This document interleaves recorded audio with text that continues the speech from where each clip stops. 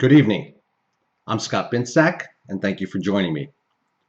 Tonight, I'm going to be discussing seeing heaven and hell and living to tell about it. In January of 1999, I was in a near fatal auto accident. My truck had gone off a snow-covered cliff in the Delaware Park in Pennsylvania. Before I get in depth on that story, I want to say that I've never really shared this story of what happened to me in detail, as well as what I saw when I died on the operating table for close to 4 minutes. It's taken me years to grasp what I saw, and I have to give you a little background as well at this time in my life when this auto accident happened, for you to understand why I believe it happened to me now, to this day, that I've come to the conclusion.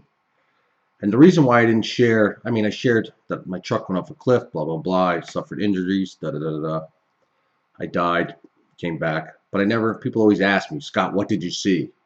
I shared some of it with some people. Um, After this happened to me and I started to recover from the auto accident, I started to go on this mission of investigating what happened to me, meaning what I saw. I talked to priests in private. I talked to rabbis. I talked to pastors. I did research in books. I can't even tell you how many books. I wanted to get some type of validation to what I saw and why I saw it and why I was given a second chance. Because no doubt I was given a second chance. Um, and also, I had the medical evidence, the records, but you could never really show in depth what happened to me and what I suffered. And only recently, not even 2 weeks ago, I got a 3D CAT scan with our new technology of my head. Not a normal CAT scan, a 3D CAT scan where they fuse all the images together. And some of them I've posted on Facebook on my wall. With this video, I'm going to be posting some of those pictures in the written portion of the blog where this video is posted on my show site, on this site, to prove what happened to me as far as the injuries to sustain. Because over the years, I've gone into hospital rooms with pain in my head and this and that. I tell doctors, I was in this accident. I have all these plates in my head and close to 100 screws and da-da-da-da-da, and I had a trachea. And they're all like, yeah, you look too good. You never had this accident. You want pain medicine or this. And I wasn't looking for no pain medicine at the time. I wanted to know what the hell's going on. And sure enough, recently I just found out that this accident has come full fold, and that all these years I was suffering with something that has affected my bones in my body from this auto accident, and a completely different disease.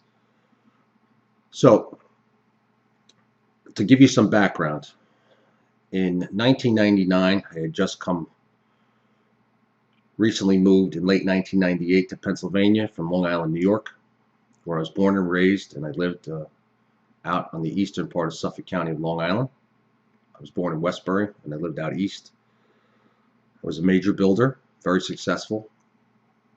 However, in 1998, all that changed. I ended up with a divorce. I ended up losing part of my business, selling off the other part, and actually living outside the country for a while, and had come back. And the biggest part of this point of my life was that, as I discussed in other shows, I started out from a horrible childhood to where I had to go to work and left school, and I did what I started out doing, what I loved to do in life. But as my success grew and the power grew, and I was very successful and powerful in my 20s and into my 30s on Long Island, and power got to me, success got to me, and I still didn't know at that time who Scott Binsack really was. I was still using the pain from my childhood to dump into all my strengths in my business, where I was very confident, very strong, and very secure. So basically, I had lost my soul, and I was all over the place. Power, money, parties, materialistic, serious issues with my marriage that wasn't meant to be from the beginning, but then I found out about my son not being mine, and there's no excuse for my behavior. And that's not what I'm here to say, because I'm one to admit my faults. I was out of control. I was out of control with my life and living on the edge of, and I don't mean in business, I mean personally out of control. Traveling outside the country, vacations, trips, drinking heavily, cocaine, da da da da da, you name it, it was there. Gone through patches. It was just, I was out of control. I was out of control, badly out of control.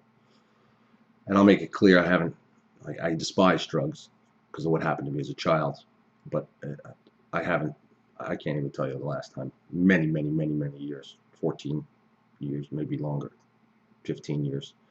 And it wasn't a daily thing. It was just, regardless, it was wrong, and I was out of control. So here I go, and I was on a trip. I had been outside the country in Antigua for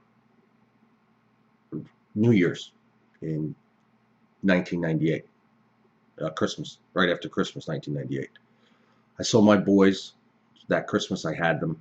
They were in Pennsylvania with me. We had a great Christmas. My daughter had just been born, Megan, with a girl I was involved with at the time, that Thanksgiving. So I had a newborn daughter. I had my boys for Christmas. And I was trying to get my life together. Losing my business on Long Island. I shouldn't say losing. I closed up my business on Long Island. I did it. I closed a multi-million-dollar a year business. My choice for my reasons, which I'll get into in different things, but that has nothing to do with what I'm discussing tonight. So here I am, and I'm actually not doing well with the girl I'm involved with, where we just had our daughter. Long story with her family, me, we were just different people. And again, I had run from one relationship to the other, and I discuss it on my other shows. You can't do that. You have to find love and find yourself first. But at the time, I was in my 20s, I was young, I was learning as I was going, and I was still dealing with lots of things from my past, my childhood. And what I did with my business was devastating, and I couldn't go back. And it wasn't nobody really got hurt in it. It's just, I got hurt. And anyway, it devastated me. So here I am outside the country. I'm in Antigua, and I'm partying and living my life. And yeah, I was all over the world. I've been all over the world. Not everywhere, but I've been many places. I'm out of control. I remember flying home from Antigua, and there was another situation going on in my life, heavy duty, having to do with business associates, and I'll call them the family I was a part of and involved with in New York. And that's a very another deep discussion, and I'm not one to discuss those issues, as far as, not at this moment anyway. Soon I will be. But let's just say I was building homes and involved with very, very heavy Italian families, as well as Jewish families. And I'll say it, the mob. And some issues had come up, and I was asked to testify against one of the, I called him my godfather at the time. And I basically refused to testify against him at that time, before this auto accident. And I'm not a rat. Never have been, and more so, how should I say, after what happened to me, I have no trust for the feds. I have none. Hate to say that, but it's true. And Anyway, I'm going through this entire situation. I come home and have my Christmas with my children, and then I go on this trip, and then I come home from the trip, and it's in January, and I'm still going through it with. I have my newborn daughter, and I'm loving her, trying to do the best I can. And my business in Pennsylvania is suffering because I'm out of it, not myself. I'm still devastated of my business in New York. Got the issue going on with the families, and this particular day, and I had security with me. I had bodyguards with me at all times at this time in my life. And I shouldn't say body, they were guys surrounding me, men surrounding me. And this particular day, it was January 14th, 1999, and I woke up, it was snowing heavily in the Poconos. I mean, there had to be at least 6 to 8 inches on the ground. That morning, my driver was supposed to be at my house and to drive me to a meeting down in Allentown. I remember it as clear as day. I still remember walking out of my house, feeling the snow on my face. And he was supposed to be there. He didn't show up. And he calls me and he says, "Scott, can you come get me at my house?" I'd never been to his house. And he explained to me the directions, and it's up in like Timbuktu. And if anybody knows anything about the Delaware National Park, it was made a park after the fact, and there's some homes that are still up inside of the federal park. And they're way up there in the mountain. So here I am. I have a brand new Lincoln Navigator. They had just come out with them. I didn't even have it 2 months. And if you remember, there were some issues with these Navigators with their tires and hydroplaning and sliding and all kinds of stuff. I had the Navigator in 4-wheel drive, and I made my way up there. And I'm going up, and he has this little house, and I pulled in there, and I beeped the horn, and he came out. I said, "Are you going to drive?" He goes, "No, you drive," which was strange at the time because he was supposed to be driving. And I was in a rush, so I had a meeting in Allentown I had to get to that I was running late for, snow or no snow. So I figured I had the Lincoln. It was safe. It was in 4-wheel drive, and I was going only 10, 15 miles an hour. I was up there, if that. So we pull out of his driveway, and we come down this curve, and I see a snowplow coming up the mountain. As it's coming up, I'm going around this curve, and the plow passes, and as I go to pass where the plow had passed, I remember black ice. I could see it. So I slowed down, and I remember hitting the ice. And all I remember is the Navigator sliding, and that's it. I then woke up, I think it was about 20 some odd days later, in Pocono Medical Center with basically a cage in my head, wires in my mouth, a trachea in my throat, not knowing who I was, not remembering anything of the accident. All I remember is that last turning of the wheel. And I don't even remember that the man's name who was with me was Bill. I didn't even know. I don't remember anything. I remember up to that point, but I didn't, at the time of waking up, remember anything at all. I didn't even know my name. I didn't even know where I was. I didn't know what was happening. I kept demanding a mirror, and nobody would give me a mirror because my head was out to here. And as you look at the scans that I posted, you'll see all the plates. And I'm going to get into the story now. What I was told, and I've been back to the crash site many times after this because of what I saw when I died, is the Navigator went off this cliff that was roughly 400 feet, tumbled face over face. Bill, who was in the passenger seat, got somehow bounced out at the top of the mountain and was fine, not even a scratch on him. I was down in the Navigator. I didn't have a seatbelt on, thank God. And as the truck was tumbling, and the truck was in pieces thereafter, I got thrown through the front windshield a good 40 feet in the air, out, down this mountain, and landed face first, then chest, and then right knee onto a snow-covered road down below. Not a main highway, it was just a side road. And there I laid in a pool of blood with the snow coming down for close to an hour before somebody found me. A man walking his dog in the snow. Noticed the truck, then noticed the blood stains in the snow. And by this time, my fingers and my toes and what kept me alive was the cold and the ice and the road. So they called 911, and the only people that come in there is the park rangers came, and they called for a life flight, but the life flight couldn't get in, and the closest trauma center was Lehigh Valley Hospital at the time. Now, Pocono Medical did not have a trauma center at that time at all. So they sent their paramedics, and Pocono Medical was a while away, about 35, 40 minutes, plus it was snowing, so I laid there even longer. They had sent with the EMTs, they sent a ER doc with them because there was no way to get a helicopter in a snowstorm there.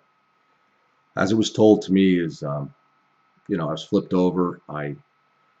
They had to chest needle me there on site to my heart. My lungs were collapsed. And my face looked basically just road rashed. That's all they knew at the time. They couldn't stabilize me. They had a hard time stabilizing my blood pressure, etc. They basically deemed that I would be dead, most likely by the time I reached the hospital. However, I made it to the hospital. At the hospital, several physicians looked at me and basically deemed I would be dead within a half an hour. They even called the priest. They saw I was raised Catholic, by the way. I was brought up Catholic, went to Catholic school up until 8th grade, roughly. Before I left school, I was in public schools on and off between them from all the different schools. I was back and forth with my parents. And I always had a close relationship of what you want to say, God, because of what I suffered as a child. And for a long time, I had a bad relationship with God. I didn't believe any God could allow what happened to me as a child to be permitted. And I can remember I used to talk. My mom was a Sunday school teacher for a while there, and my father was Catholic, my mother was Lutheran. And just so you know, in this when I say God in this, I'm talking in general about God, because after what I saw, I know that there is a God. However, there's not a specific religion, because God hears all prayers, and I'll get into that. And this is not more so about a religious show. This is me just telling you what I saw and what I have come to know to be true. And Catholics are raised pretty strict as far as don't do this, don't do that, don't do that, as in many religions. So they pronounced that they got a priest came in and gave me my last rites. The state police notified the state police in New York to go to my mom's house. I'm an only child, so these addresses they found in my wallet. And I believe some of the names were given by the girl I was involved with because they called her. Now, part of the moral of this story is that same day, I was supposed to have the girl I was with and my newborn baby in that Lincoln, because she was going to, the story got changed because I was going to take them up to upstate New York, across the border in Pennsylvania, to bring her to her mom's house. And then I was going to go to the meeting. But it didn't work out that way because I was running late and I let her use another vehicle, a F-150 truck I had to go, a new truck that I had to go to her parents' house. So if they had been in that vehicle, I doubt they'd be here. And that's sort of part of this story that I'm going to get into, that everything happens for a reason, and they weren't meant to be in that vehicle. Thank God. So they do all these things, last rites. They tell my mom that her son's dying. And she calls my ex-wife. My ex-wife tells her, call me when he's dead. That's how my ex-wife is.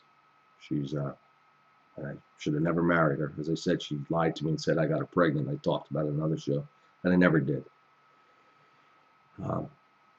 Whole nother story. So here I am in this hospital, basically laying there dying. They can't stabilize me with blood pressures through the roof, da da da da da. They can't figure out what's wrong with me. They know my face is shattered. They know all this stuff. And the technology in 1999 is not what it is now. Miraculously, an ENT, and ears, nose, and throat, eye, ears, nose, and throat, excuse me, had come in. They had called him in, and he looked at me, looked at all the things, and he decided he was going to go for it. And they put me in surgery.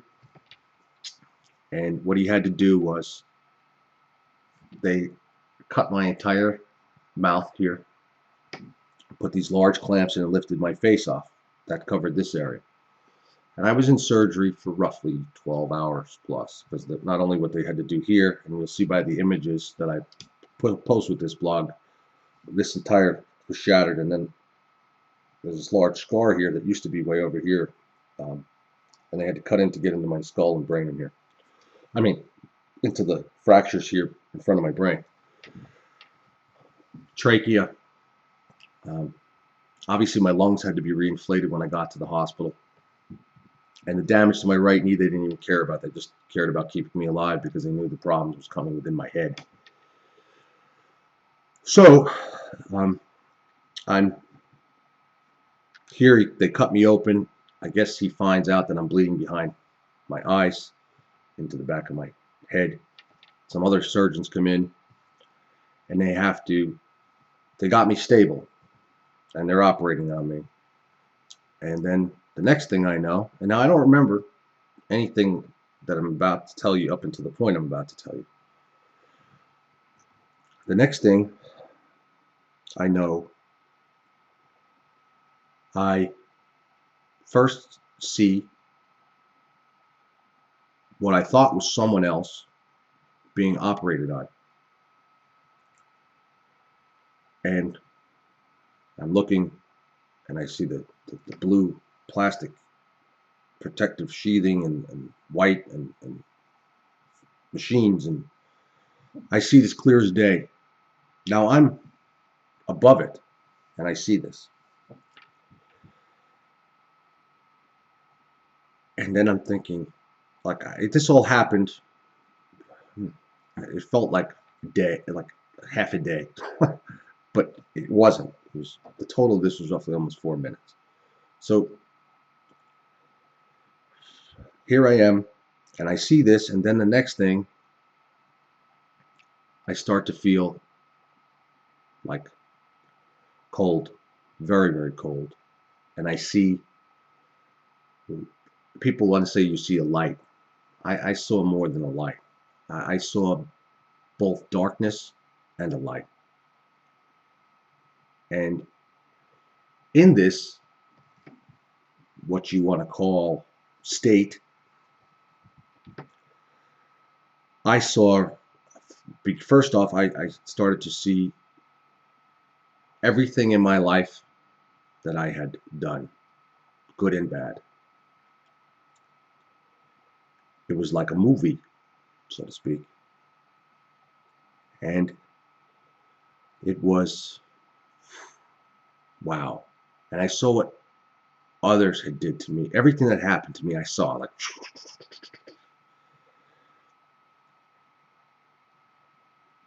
and then after this movie was sort of done, and it wasn't pleasant, everything I saw. I saw every mistake I did. I saw everything. I saw everything. All the good, all the bad. And I saw how my life got to that point where I was. And then I saw, I should say, I was given the opportunity to see what we really are, what we are about. We are souls. Every body has a soul. And our souls are, believe it or not, I don't care how many people think I'm crazy, and that's one of the reasons why I have not told this story, is because people say you talk about death experiences and things that they're off the wall, they're crazy to this. I don't care anymore. I'm supposed to tell this story, so I'm telling it. And I don't care what people think of me. We are souls. We are all connected. There are dark souls. There are light souls. We die and we come back. And we keep coming back and learning and learning and learning. And what we do while we're here comes back. So you want to use the words karmatic. It is very, very true. And when I tell you I saw down to the last detail of things I did, and it's still as fresh in my memory today as it is then. And we are given, we choose our paths.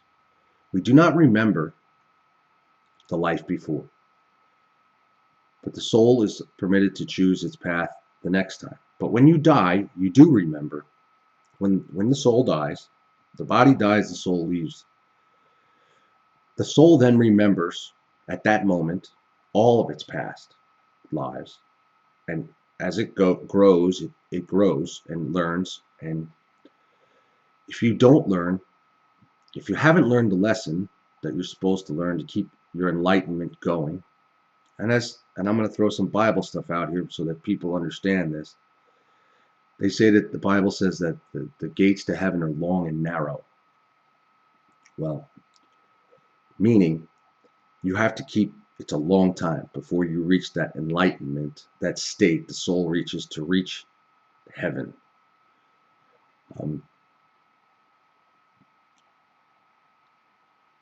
And yes, the word reincarnation is the word.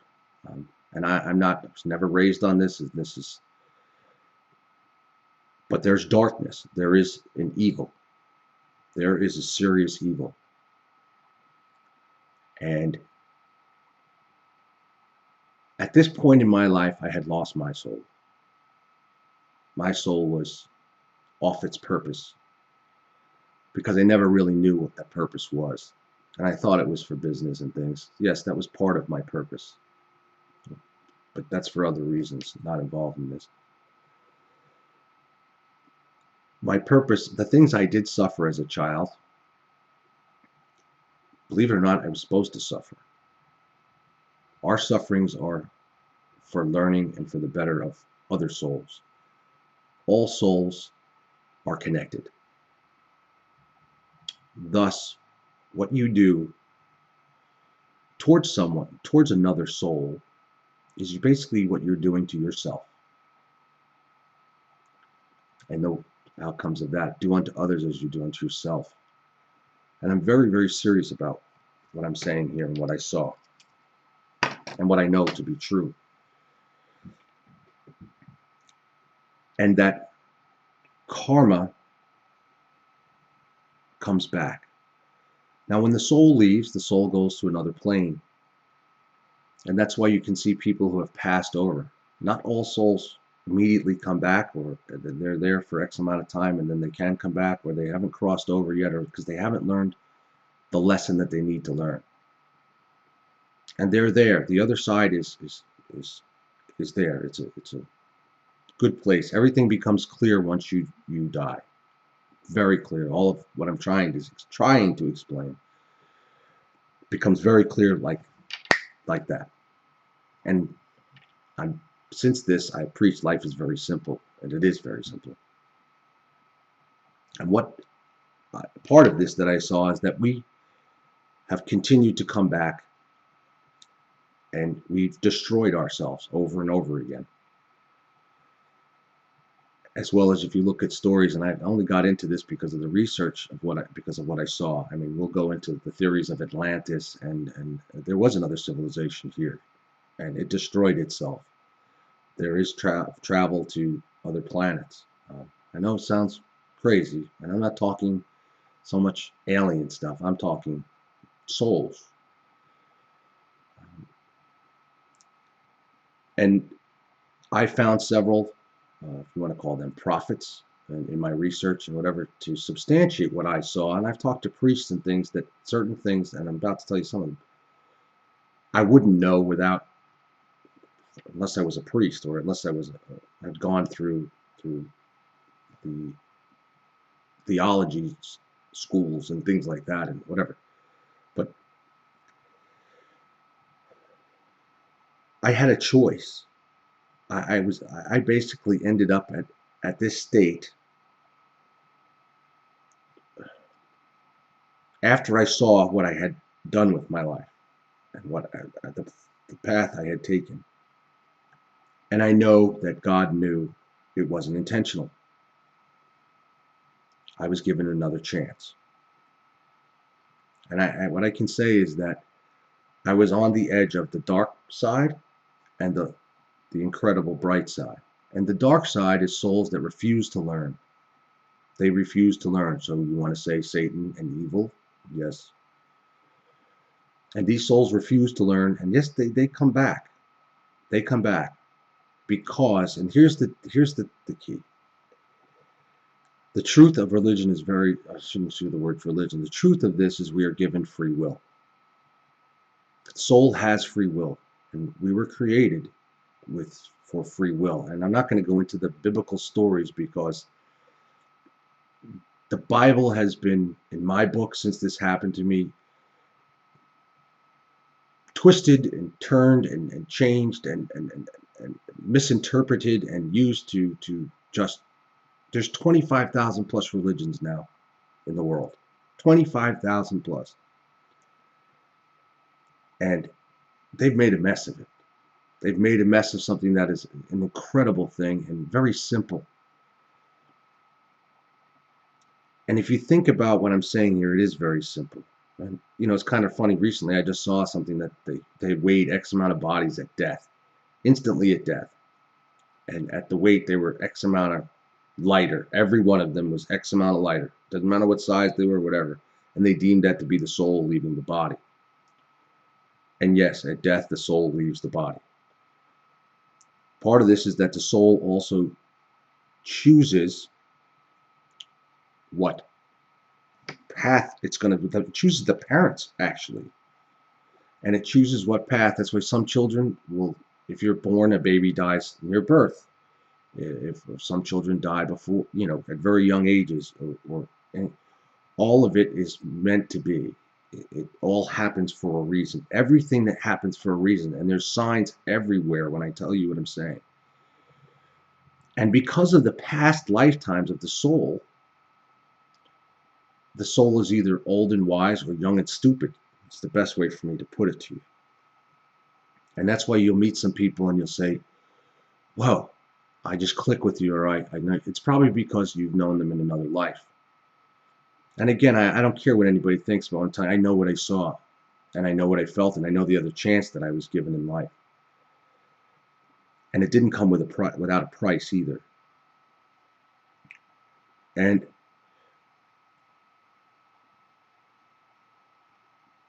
it's all learning and also helping other souls. You must help others. You must love others because we're all connected. Now, when you come across a bad soul, you still, in a sense, have to love them for what they are, but not be corrupted by them. And if we'll say and there are angels. The angels are other souls. They are souls that protect other souls. And if you want to say that the stories that you've read about fallen angels and darkness, yes, it fits in with what I saw, so to speak. As I said, I believe it's been twisted and shown to control others to keep from the world going in chaos, because people must people need something to believe in, to understand, make them feel why they exist, that there has to be a much higher power. And this is true. There is a higher power, and it's an incredible power. Incredible, incredible, incredible power. God is incredible. And I'll use the word God. I mean, you can call it whatever you wish. I'm just using the word God because and God shows us and shows his face in many different forms. And he shows his face in ways others will understand and souls will understand. But most of the time, we are on our own to make the free choices and free. And yes, prayer. works, it's because all souls are connected.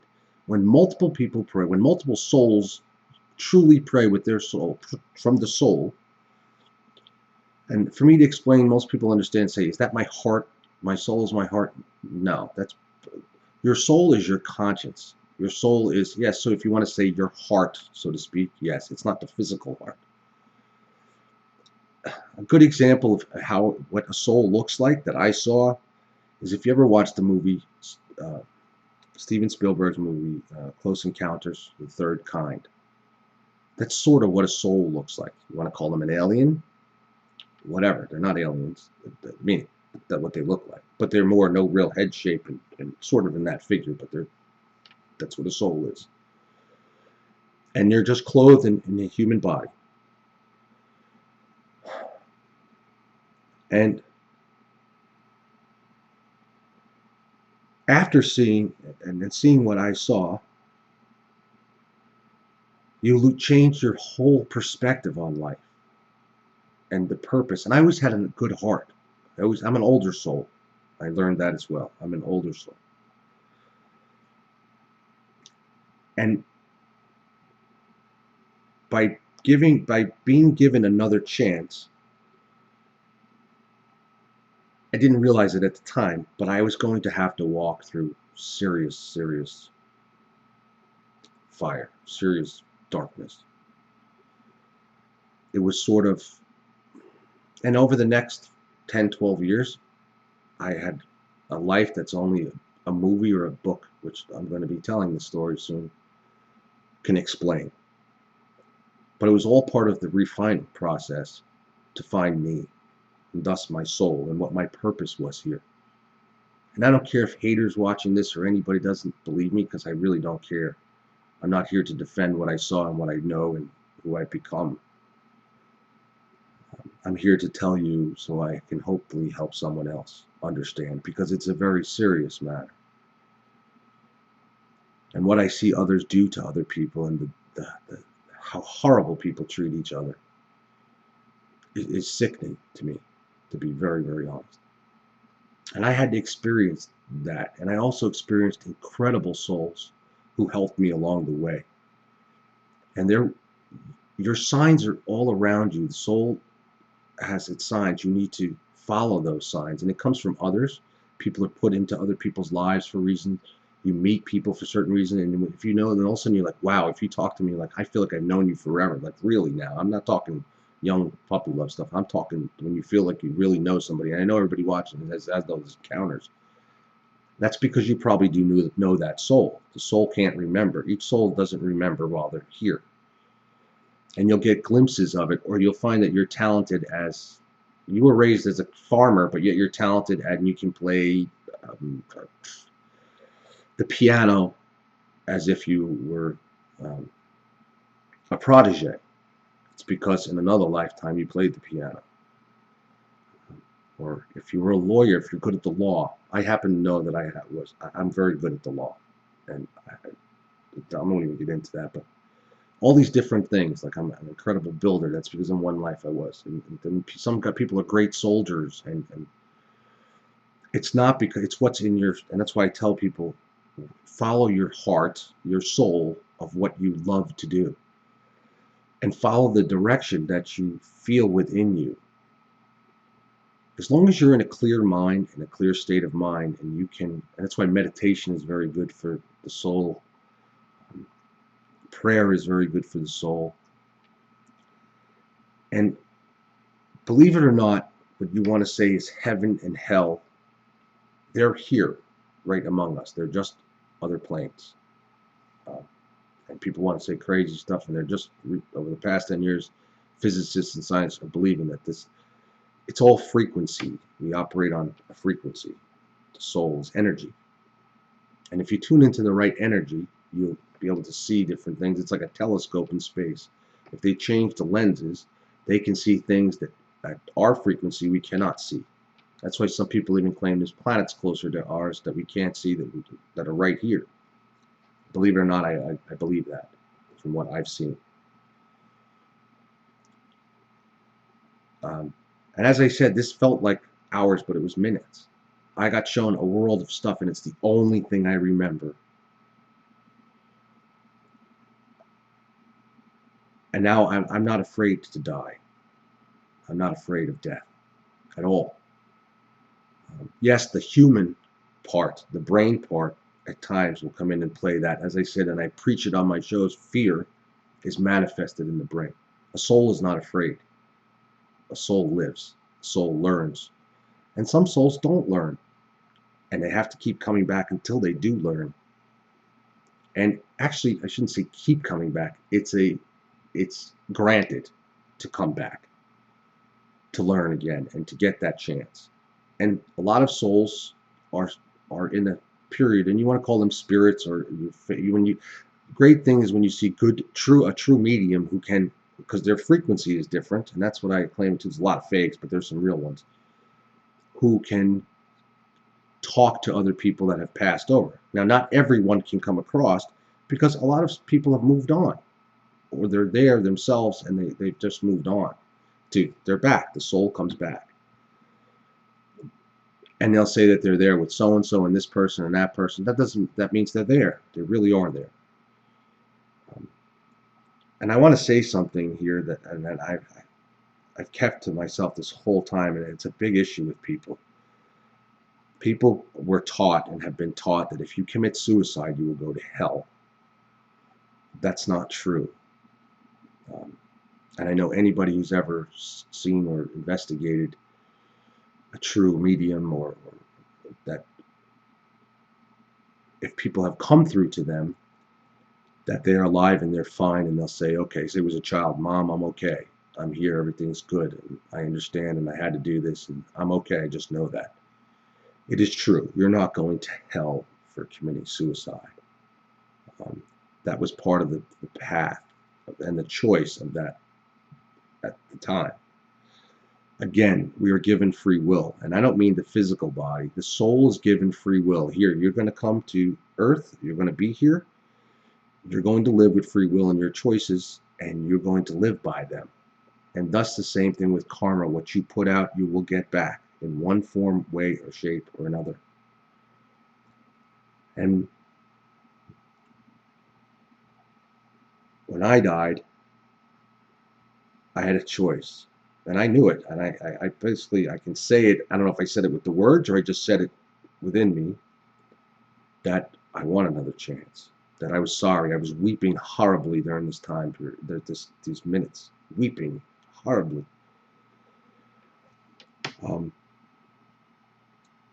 And God gives those who